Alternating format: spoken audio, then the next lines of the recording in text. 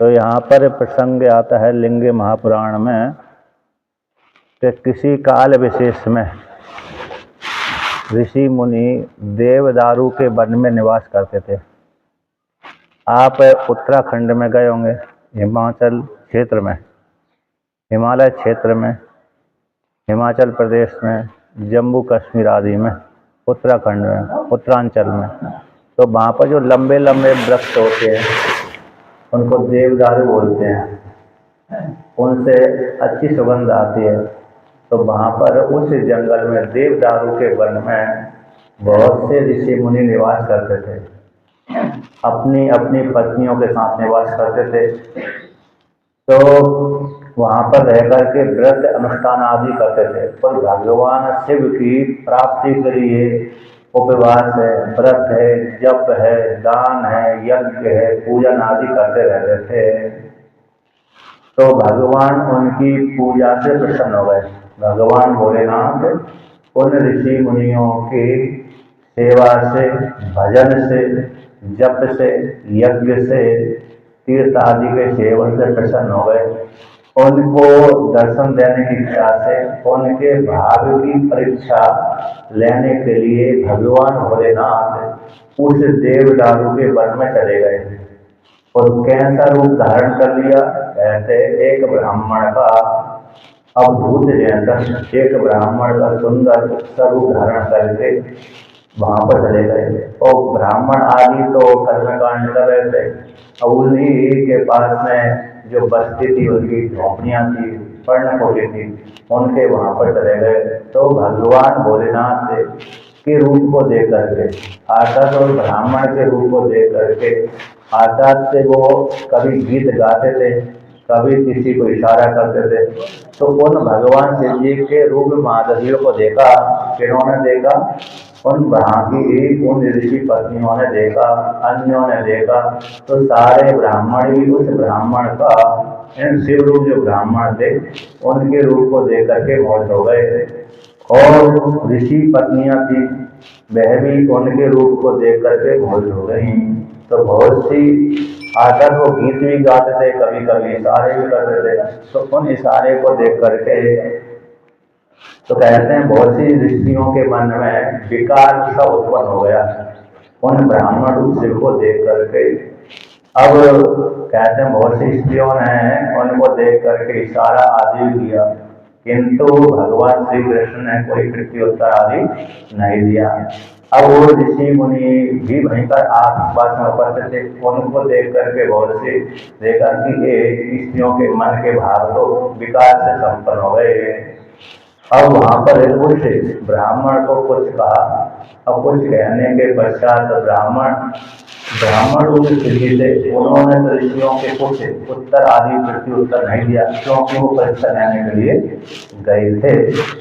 किंतु वहां से फिर कुछ काल के पश्चात ऐसा उनके मनोदशा को देख करके, ऋषियों की मनोदशा को देख करके वहां से भगवान भोलेनाथ जो ब्राह्मण के रूप में गए थे अंतर्धान हो गए। अब जैसे ही अंतर्धान हो गए उसके थोड़े देर बाद सारे ऋषि मुनि ब्रह्मा जी के पास में गए और सारी अपनी स्त्रियों की घटना और फिर ब्राह्मण के जो गया हुआ था उसके भाव आदि का जो था उस सारे भाव आदि को भगवान ने ब्रह्मा जी से सारे ऋषि मुनियों ने कहा। तो ब्रह्मा जी ने उन ऋषि मुनियों की वाणी को सुनकर कहा, हे ऋषि मुनि, तुम्हारे पास में भगवान भोलेनाथ अतिथि के रूप में आए थे, तुम्हारे ऊपर कृपा करने के लिए आए थे, किंतु तुमने उनका अतिथि सत्कार नहीं किया। इसलिए जो भी अतिथि आता है उसको सत्कार करना चाहिए, जैसा भी हो वैसा उसके पूजा करना चाहिए। जैसे अतिथि आता है भोजन के काल में तो उसको भोजन करा देना चाहिए। यदि सायकाल हो गया तो यदि रोकने के लिए आया है, ऐसे गांव में तो चलता है, शहर में तो नहीं चलेगा, मुश्किल हो जाता है वहाँ तो। अतिथि के लक्षण भी होते हैं कि ये अतिथि के योग्य है अथवा नहीं है। नहीं तो कभी अतिथि चोरी के रूप में आ गया तो मुश्किल हो जाता है। आजकल तो समस्या है, पहले लोग अब चोरी नहीं करते थे, मतलब करते थे तो जो चोरी करने वाले हैं उनका भाव अलग प्रकार का होता है। और जो अतिथि के रूप में आता है उनका भाव अलग प्रकार का होता है। और देखने से लग जाता है कि अमुक व्यक्ति रुकने की इच्छा से आया है, सहारा लेने की इच्छा से आया है, और अमुक व्यक्ति चोरी की इच्छा से आया है, चालाक है। इसलिए ऐसे चालाक को तो अतिथि नहीं बना सकते, किंतु जो सहारा की इच्छा से या रात्रि विश्राम से अथवा भोजन आदि की इच्छा से आया है, तो उसको अतिथि रूप से भोजन आदि ग्रहण करा देना चाहिए।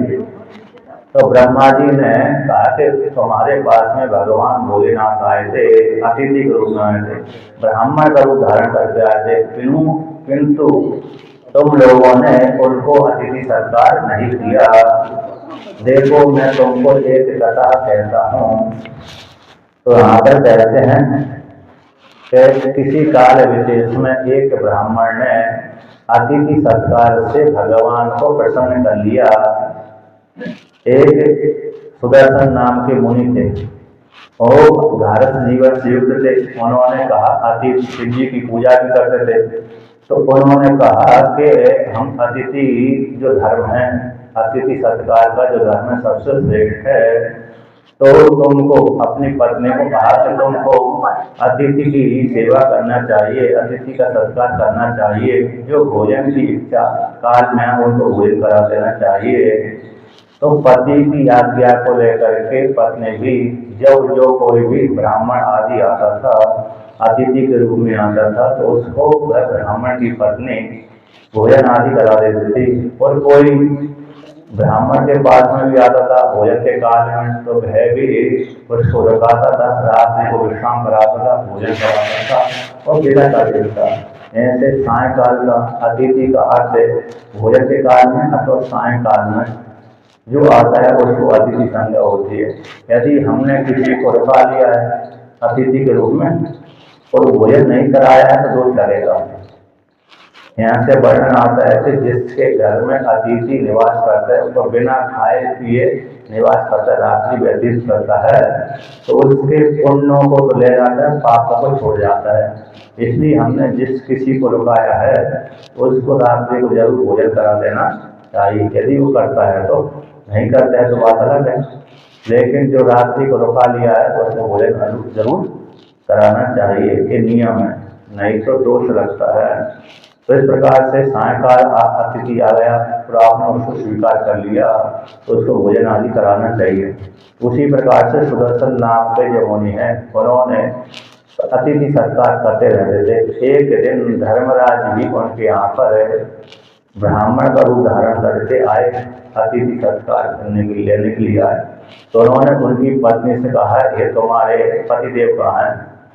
तो मेरे पतिदेव यहीं पर हैं। ऐसी उनकी सुदर्शन की पत्नी से कहा, तो सुदर्शन की पत्नी ने अपने पतिदेव को बुलाया और ब्राह्मण भी आ गए उनको देख करके। तो कहा कि हे सुदर्शन से कहा धर्मराज ने कि मैं तुम्हारी अतिथि सेवा सत्कार से प्रसन्न हुआ, उनको स्वागत सत्कार किया, भोजन आदि कराया। मैं साक्षात धर्म स्वरूप हूँ, धर्मराज हूँ। तुमने अतिथि सत्कार के माध्यम से सारे लोगों के ऊपर विजय प्राप्त कर ली। यानी अतिथि अकेले नहीं करते थे, पूजन पाठ भी करते थे। अतिथि सत्कार का अर्थ तो यही हो गया कि भोजन करा देना, आदत जो भूखा आया हुआ है व्यक्ति उसको भोजन करा देना, और सायकाल आया तो रुका लेना, भोजन करा देना, इतना ही है। लेकिन साथ साथ क्या करना, साथ साथ पूजन पाठ भी नित्य अपने आदि करते रहना चाहिए। अर्थात जिस भगवान का हम भजन करते हैं उस भगवान का भजन भी करते रहते चाहिए। उसका पूजा है, पाठ है, भूत यज्ञ, बलि यज्ञ, देव यज्ञ, ऋषि यज्ञ, ब्रह्म यज्ञ इत्यादि यज्ञ भी करते रहना चाहिए। गृहस्थ जीवन वाले व्यक्ति के लिए अनिवार्य देव यज्ञ, ऋषि यज्ञ, भूत यज्ञ, पितृ यज्ञ। इस प्रकार से इन यज्ञों के माध्यम से जो गृहस्थ जीवन में नित्य पाप लगते हैं, नित्य पाप हो जाते हैं, झाड़ू आदि लगाने से ये पापों की निवृत्ति किससे हो जाती है? इन यज्ञों के माध्यम से हो जाती है। तो और सुदर्शन नामक जो ब्राह्मण देवता थे उन्होंने कहते हैं अतिथि सत्कार के माध्यम से ही धर्म को जीत लिया। इसलिए ब्रह्मा जी ने कहा कि हे ऋषि मुनियों, आप भी क्या करते रहना चाहिए, आपको अतिथि सत्कार करना चाहिए। जब इस प्रकार से ब्रह्मा जी की वाणी को सुन करके ऋषियों ने पश्चाताप किया, पुनः उसी देव दारू के वन में गए और वहाँ पर जा करके पुनः शिव जी की आराधना करते रहे। तो भगवान शिव जी ने, कहते हैं भगवान शिव जी ने क्या किया, उनकी आराधना से प्रसन्न हो गए और प्रसन्न हो करके उनको ज्ञान की प्राप्ति करा दी।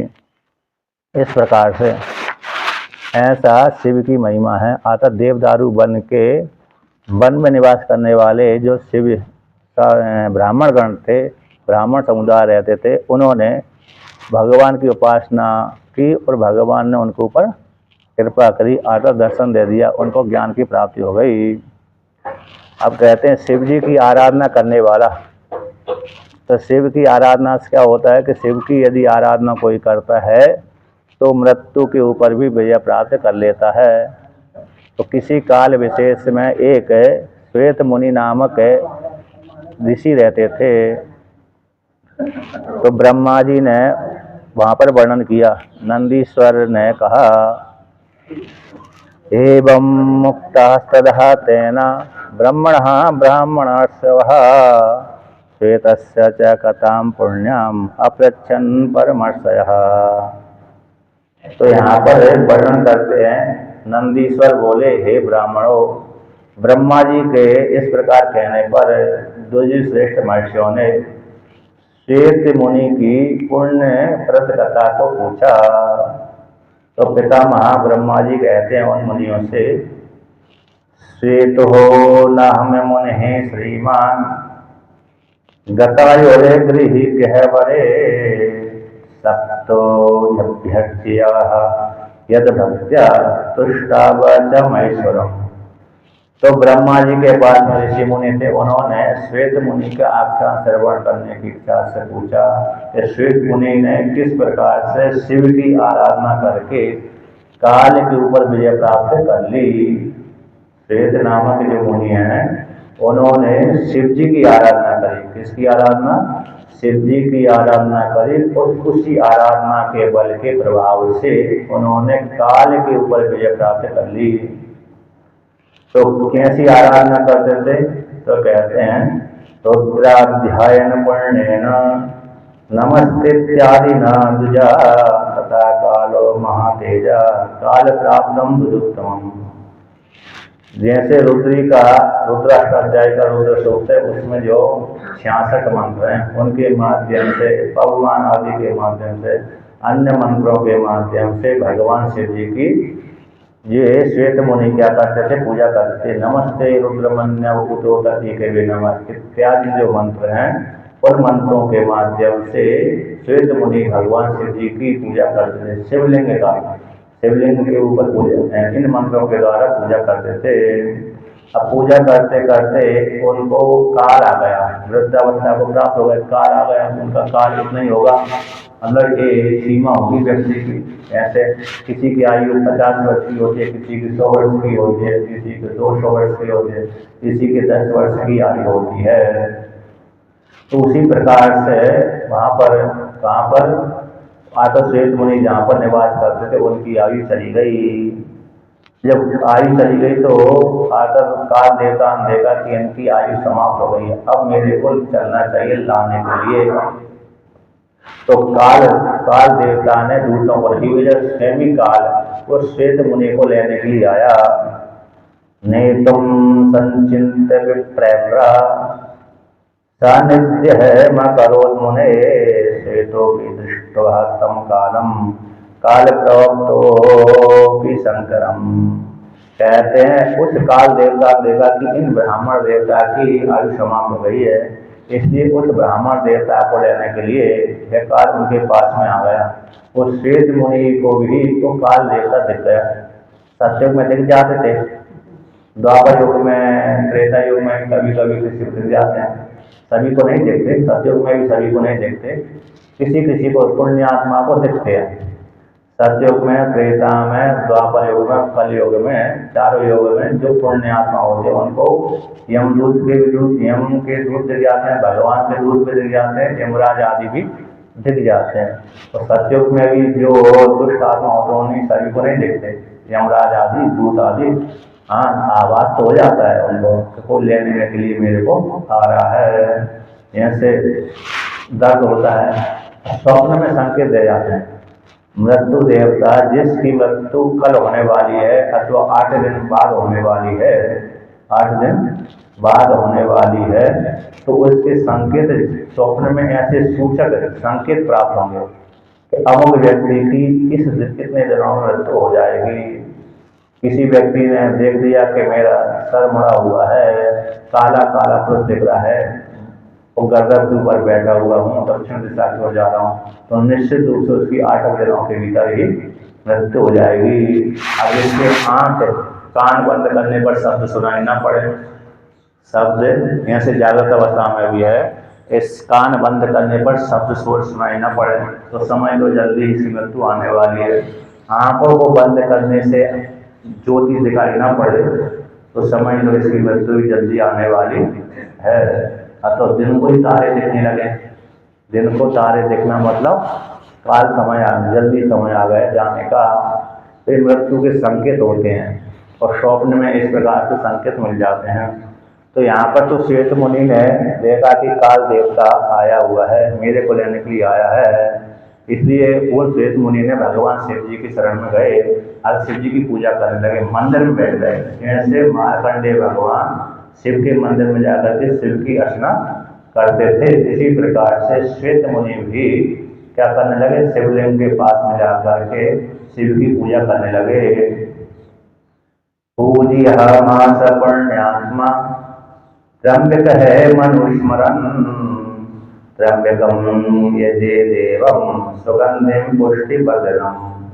कहते हैं वहां पर उन्होंने भगवान त्र्यंबकेश्वर की यानी जो महामृत्युंजय मंत्र है उसके द्वारा पूजा करी, शिव के द्वारा पूजा करी। त्र्यंबकम यजामहे सुगंधिम पुष्टि वर्धनम, गुरुवारों में वंदना मृत्युर्मुक्षीय मामटात्। इस मंत्र के द्वारा भगवान भोलेनाथ की पूजा करी। ऐसी पूजा करने के पश्चात काल को भी देख रहे हैं तो उन्होंने उद्गार किया, किम करिष्यति में मृत्युर्हम यथा तम दृष्ट्वा सस्मितम प्राह श्वेतम लोक भयंकर। जो मृत्यु देवता मेरा क्या करेगा, तो मैं तो मृत्यु है, यानी भगवान के साथ अभी चिंतन करते थे, भगवान मृत्यु के मृत्यु हैं, ऐसे मृत्यु के मृत्यु भगवान की मैं शरण में गया हुआ हूँ। ये मृत्यु देवता मेरा क्या करेगा, जो लोगों को भय देने वाला ये मृत्यु देवता है, मेरा क्या बिगाड़ सकता है, मेरा क्या बिगाड़ करेगा, क्योंकि मैं तो भगवान भोलेनाथ की शरण में गया हुआ हूँ। मैं भगवान भोलेनाथ का यजन कर रहा हूँ। किसका यजन कर रहा हूँ, पूजा कर रहा हूँ, भगवान भोलेनाथ की मैं पूजा कर रहा हूँ। इस हेतु से मृत्यु देवता मेरा क्या बिगाड़ देगा। इस प्रकार से उन्होंने मृत्यु देवता के सामने ऐसा कहा। अब मृत्यु देवता ने देखा कि ये तो शिवलिंग के पास में बैठा हुआ है, कहाँ पर बैठा हुआ है, शिवलिंग के पास बैठा पूजा कर रहा है, और मेरे को देख करके भय तो उत्पन्न हो गया है, क्योंकि मृत्यु सामने आए तो व्यक्ति को भय उत्पन्न हो जाता है। अच्छा, हम तो जानते नहीं कि मृत्यु देवता ऐसा होता है, तो हमको डर ही नहीं लगेगा। जब हम जानते होंगे कि ऐसा साथ ऐसी आकृति वाला मृत्यु देवता है तब तो डर लगेगा। ऐसे यहाँ पर शेर आ जाए तो फिर तो डर लगेगा कि भाई ये खाने वाला है। शेर यदि हमारे सामने आ जाए तो डर भय उत्पन्न हो जाएगा, क्योंकि हमारी मृत्यु हो सकता बढ़ सकता है। लेकिन देवता के रूप में मृत्यु देवता आ गया तो फिर पहचान नहीं हो सकता, लेने आया तो वरदान देने आया है तो समझ नहीं आया। यहाँ वहाँ पर भी यदि काले काले के रूप में आएगा, भयंकर विकराल रूप में आएगा तो डर लग जाएगा। भयंकर विकराल रूप में यदि आता है तो व्यक्ति को देख कर ही डर लग जाते हैं। इस रात्रि के समय कोई काला काला बाल भोले वाला भयंकर आकृति वाला दिख जाए मनुष्य तो उसको देख करके व्यक्ति भयभीत हो जाता है। तो यहाँ पर भी काल को देख करके श्वेत मुनि को भय उत्पन्न हुआ था, लेकिन वो भगवान शिव जी की शरण में गए और कहने लगे मृत्यु देवता मेरा क्या बिगाड़ सकता है। अब मृत्यु देवता कहता है ये ही जिस्वेदिचा नैना विधिना किम फलम तव रुद्रो वा भगवान विष्णु ब्रह्मा वा जगदीश्वर। वो कहते हैं, मृत्यु देवता कहते हैं, हे श्वेत मुनि आओ मेरे पास में आओ, मैं तुमको लेने के लिए आया हूँ। तुम्हारा जितना आयु थी उतनी तुमने भोगी, अब मेरे साथ चलिए। अब तुमको इस विधि पूजा से क्या फल होने वाला, क्या मिलेगा? शिव जी की जो विधि विधान से पूजा कर रहे हैं उसका क्या प्रयोजन? उसकी पूजा करने से तुमको कोई फल की प्राप्ति होने वाली नहीं है। क्यों? क्योंकि मैं जब जिसके ऊपर ऊपर दृष्टिपात कर देता हूँ, मैं काल जो परम काल हूँ, जिस किसी व्यक्ति के ऊपर दृष्टिपात कर देता हूँ तो उसकी पूजा पाठ आदि निष्फल हो जाती है। तो मेरे द्वारा मैंने जिसको लेने के लिए आता हूँ उस काल में रुद्र क्या है, विष्णु क्या है, ब्रह्मा क्या है, जगदीश्वर क्या है, कोई भी रक्षा नहीं कर सकता। मैं जिसके पास में जाता हूँ लेने के लिए, तो मेरे आ जाने पर ब्रह्मा विष्णु महेश ईश्वर भी रक्षा करने में समर्थ नहीं है। इसलिए तुम्हारी पूजा पाठ कोई प्रयोजन सिद्ध करने वाली नहीं है। का समर्थ कौन समर्थ हो सकता है? ऐसा का समर्थ का परित्रातो मया ग्रस्तम दृष्टमा। हे दुर्योधन श्रेष्ठ, जो मेरे द्वारा ग्रस्त हो गया है, जो मेरे द्वारा पकड़ा गया है, मेरे द्वारा पास में बंध चुका है, मेरे पास से जो बंध चुका है, तो मुझसे रक्षा करने के लिए कौन समर्थ हो सकता है? ना तो ब्रह्मा जी समर्थ हो सकते हैं, ना रुद्र समर्थ हो सकते हैं, ना ही विष्णु समर्थ हो सकते हैं, ना ही परमेश्वर। इसलिए इस पूजा से कोई फल और सिद्धि होने वाली नहीं है। आने ने मम की विप्र रौद्रण विधि ना करो। इस रुद्र विधि के माध्यम से अतल जो शिव जी की पूजा कर रहे हैं, इस पूजा से कोई प्रयोजन सिद्ध होने वाला नहीं है। मेरे रहते हुए कोई प्रयोजन सिद्ध होने वाला नहीं है। इसलिए आप मेरे साथ चलो। नेतुम यस्योत्थितश्चाहं यमलोकं शरणं वहि यस्मात् गतायुष्टं तस्मात् मुने नेतुम यमुदिता। इसलिए मैं तुम्हारे लिए लेने के लिए आया हूँ। क्यों? कि तुम्हारी आयु अब समाप्त हो चुकी है। इसलिए अब इस पूजा पाठ को छोड़ो और मेरे साथ चलो। यद्यपि शरीर तो नहीं जाएगा, उससे जीव कलाई जाएगी। किससे जाएगी? शरीर से कौन निकलेगा? जीव कलाई निकलती है, लेकिन शरीर के साथ यमराज जीव नहीं लेके जाते। वो कहते हैं कि उस लोक का वो अधिकारी शरीर है ही नहीं है। इसलिए यमराज जी उस शरीर के भीतर रहने वाली जो जीव कला है, उस जीव कला को ही बांधते हैं, वो बांध करके लेके जाते हैं। इसलिए तुम्हारी आयु समाप्त हो चुकी है। इसलिए आयु समाप्त हो गई, इसलिए मेरे साथ चलिए, मैं तुमको लेने के लिए यहाँ पर आया हूँ। जब इस प्रकार से भयंकर वचन बोले, इन वचनों को सुनकर के कहते हैं जो श्वेत मुनि थे भयभीत हो गए। तस्य तद वचनम सत्ता भैरवम धर्म निश्चितम हा रुद्र रुद्रेति ललापा मुनि पंगवा। कहते हैं धर्म से युक्त, धर्म से मिश्रित काल भगवान के वचनों को सुन करके भयभीत हो गए। और भयभीत होकर के कहते हैं हा रुद्र, हे रुद्र, हे रुद्र। ऐसा श्वेत मुनि चिल्लाने लगे, पुकारने लगे, हे रुद्र मेरी रक्षा करो। रुद्र शब्द का अर्थ ही होता है सुख देने वाले, रक्षा करने वाले और रुलाने वाले भी होते हैं। कभी कभी रुद्र शब्द का अर्थ सुख होता है, प्रसंग के अनुसार कभी कभी रक्षा करने वाला होता है, कभी कभी सुख देने वाला होता है। यहाँ तो सुख देने वाले, रक्षा करने वाले अर्थ में ही प्रयोग किया गया है। हे रुद्र मेरी रक्षा करिए, मेरी रक्षा करिए। इस प्रकार से शिवलिंग से चिपटे हुए वे श्वेत मुनि क्या कर रहे? पुकार रहे थे। जब पुकार रहे थे तो पुकार की वाणी सुन करके संप्राह च महादेवं कालम संप्रेक्ष्य वैदशा नेत्रेण पाशुनिशयनाम संभ्रांतेन क्षमापुरा। कहते हैं भगवान भोलेनाथ को पुकार रहे थे और आंखों से अश्रु की धारा भी वहाँ रहते, क्यों भय भी उत्पन्न हो गया था, साक्षात काली लेने के लिए आया हुआ। जहाँ साक्षात शेर आ जाए तो व्यक्ति के आंखों से भी आंसू निकल जाते हैं, भयभीत हो जाते हैं, कभी कर्तव्य विमूढ़ हो जाते हैं। जंगल में कोई है व्यक्ति और जंगल में गया हुआ, अचानक शेर सामने आ गया तो व्यक्ति की वो बुद्धि काम नहीं करती, दूर है तो बुद्धि काम करने लगती। यदि निडर है, कभी कभी पहले कई बार शेरों से लड़ चुका है, तो उसकी बुद्धि तो काम करेगी।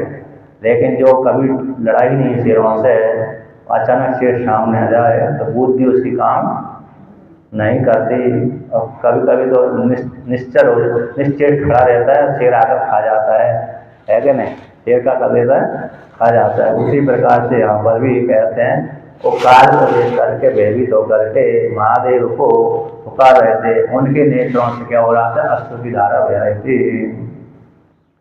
श्वेत मुनि की वाणी को श्वेत मुनि कहते हैं, त्वया किं कालम नो नातश्चास्ति चेद्दिवसध्वजा लिंगेस्मिन् शंकरो रुद्र सर्वदेव भवोद्वा।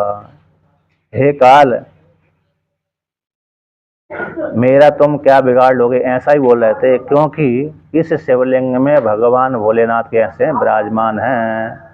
जो भगवान भोलेनाथ हैं इस शिवलिंग में विराजमान हैं, तो इसलिए हे काल देवता, तो मेरा क्या बिगाड़ लोगे। जो संपूर्ण जगत को व्याप्त करने वाले भगवान हैं इस शिवलिंग में विराजमान हैं, इसलिए वो नाथ हैं, रक्षा करने वाले हैं। ऐसे नाथ रक्षा करने वाले जो वृषभध्वज हैं, तो उनके रहते हुए तो मेरा कुछ भी बिगाड़ नहीं सकते। मैं उनका भक्त हूँ, भक्तों की रक्षा करने वाले हैं। हे इसलिए हे काल देवता, तुम मेरे सामने से चले जाओ, तुम मुझको ले जा नहीं सकते, क्योंकि भगवान भोलेनाथ वर्तमान काल में आज इस शिवलिंग में विराजमान हैं। इसलिए तुम मेरा कुछ भी बिगाड़ नहीं सकते। तुम जिस दिशा से आए उसी दिशा को चले जाओ, जहाँ से आए हो वहीं पर ही चले जाओ। जब इस प्रकार से काल देवता को कहा तो काल देवता ने भी मुनि की वाणी को सुनकर के कुपित हो गए। ततो निशम्य कुपितस् तीक्ष्ण दंष्टो भयंकर श्रुत्वा श्वेतस्य तद्वाक्यम वास्यस्तो भयावह। जब उन्होंने कहा, श्वेत मुनि ने कहा कि हे काल देवता, इस शिवलिंग में भगवान भोलेनाथ विराजमान है और तुम मेरा कुछ भी बिगाड़ नहीं सकते, इसलिए तुम जहाँ से आए हो वहीं चले जाओ।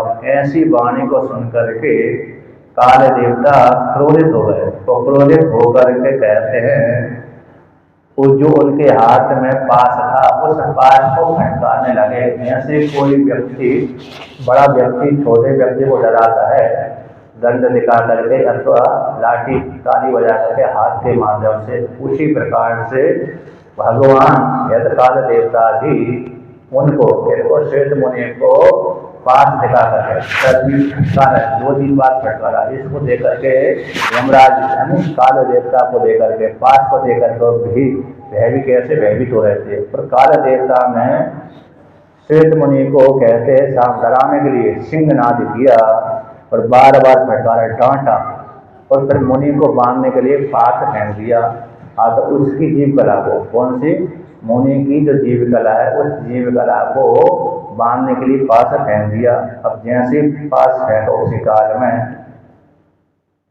क्वः सर्वः तवः भक्तिः क्व पूजः पूजेयः फलम् क्व चाहं क्व च मे भक्ति मे विधि श्वेतपत्रोऽसि वै मयः।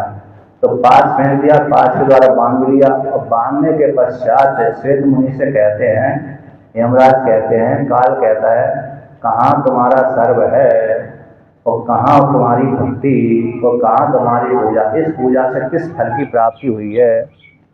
आज तक जो तुमने पूजा करी है उस पूजा का क्या फल है, क्योंकि शिव जी ने तो रक्षा ही नहीं करी। कहाँ चाह और कहाँ पर मैं और कहाँ पर मेरा भय। हे श्वेत बद्धु असी वही माया, तुम मेरे द्वारा बांधे गए। तुम कैसे हुए, मेरे द्वारा बांधे गए हैं, तुम्हारी पूजा कोई काम आने वाली नहीं है। क्योंकि यमराज जी ने, काल देवता ने इनको श्वेत मुनि को बांध लिया था। जब इस प्रकार से बांध लिया, अब बांधने के पश्चात कहते हैं उसी काल में थोड़ी देर के पश्चात अब निश्चेष्ट तो हो ही गए थे, और इस प्रकार से काल देवता ने कहा तो हाँ तुम्हारी पूजा किसी काम की आने वाली नहीं है, कहाँ पर तुम्हारा सिर है, कहाँ पर पूजा है, मेरे भय के आगे कहाँ पर मेरा भय है, और मेरे द्वारा तुम कैसे है बांधे गए। तो कहते महादेव तो कैसा है, निश्चेष्ट है। लिंगी अस्मिन श्वेतो तब रुद्रो महेश्वरा, इस शिवलिंग में जो रुद्र निवास कर रहे हैं वो तो कैसे निश्चेष्ट हैं। कथम पूज्यो महेश्वरा, इस प्रकार से पूज्य है महेश्वर है। पूजा क्यों करते हैं, कथम पूज्यो महेश्वर, क्यों इस प्रकार से पूजा कर रहे हो। तो जब इस प्रकार से ऐसा उन्होंने कहा क्योंकि शिवलिंग शिव जी जो शिव है वो तो कैसे निश्चेष्ट है, क्रिया चेष्टा से रहते हैं, इसलिए तुम पूजा क्यों करे, तुम मेरे साथ चलो। इस प्रकार बोल करके काल देवता उसकी जीव कला को ले जाने लगे।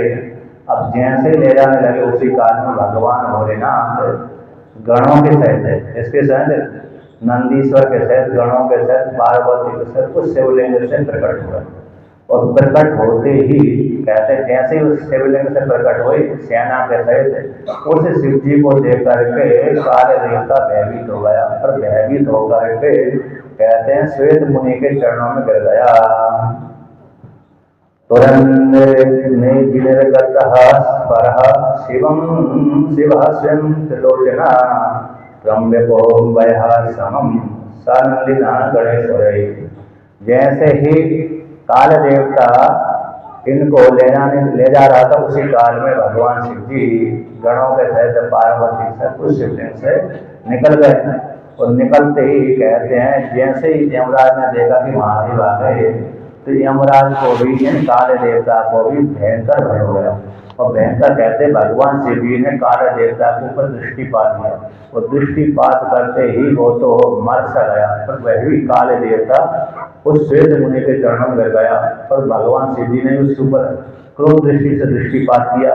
इतने मात्र से ही काल देवता मृत्यु को प्राप्त हो गया, इतने मात्र से, क्योंकि संकल्पमय सृष्टि है भगवान की, विभूति मात्र से सारी सृष्टि उत्पन्न होती है। उसी प्रकार से काल देवता के ऊपर दृष्टि मात्र डाली, और दृष्टि मात्र डालते ही काल देवता ही मर ही गया।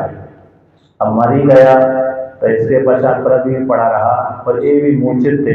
कौन थे, श्वेत मुनि भी मूर्छित ही थे, क्योंकि वो पास से बंधे हुए थे। तो दोनों ही प्राया करके मर ही गए थे। श्वेत मुनि भी मूल पास के द्वारा बंधे होने के कारण मर से गए थे, और काल देवता भी प्राया करके मर से गए थे। तब नंदीश्वर ने कहा कि हे भोलेनाथ, आप श्वेत मुनि के ऊपर काल देवता के ऊपर दृष्टिपात करें, कृपा करें।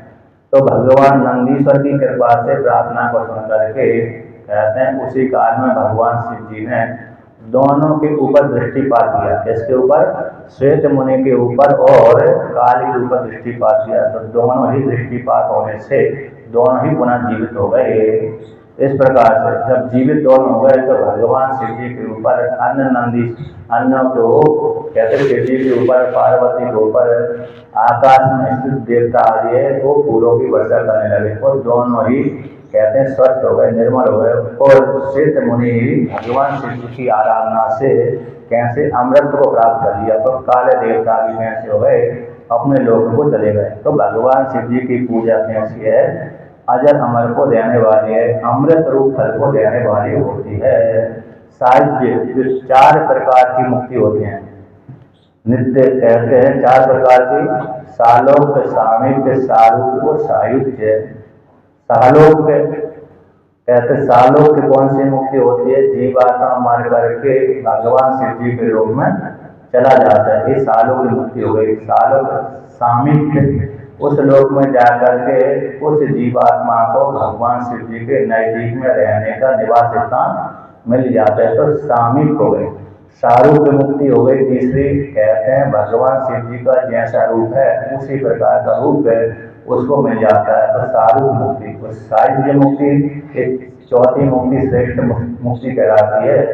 अर्थात है जीवात्मा परमात्मा में ही लीन हो जाता है, जिसको वेदांत में मोक्ष कहते हैं। तो ये चार मुक्ति, चार प्रकार की मुक्ति भगवान भोलेनाथ की उपासना से प्राप्त हो जाती है, पूजा पाठ से प्राप्त हो जाती है, ज्ञान के माध्यम से, पूजा के माध्यम से, उपासना के माध्यम से। उसी प्रकार से देवदारू के वन में रहने वाले ऋषि मुनियों ने भी भगवान शिव जी की आराधना करी और वो भी शिव जी की कृपा से मुक्त हो गए। अब आगे की घटना का वर्णन करते हैं।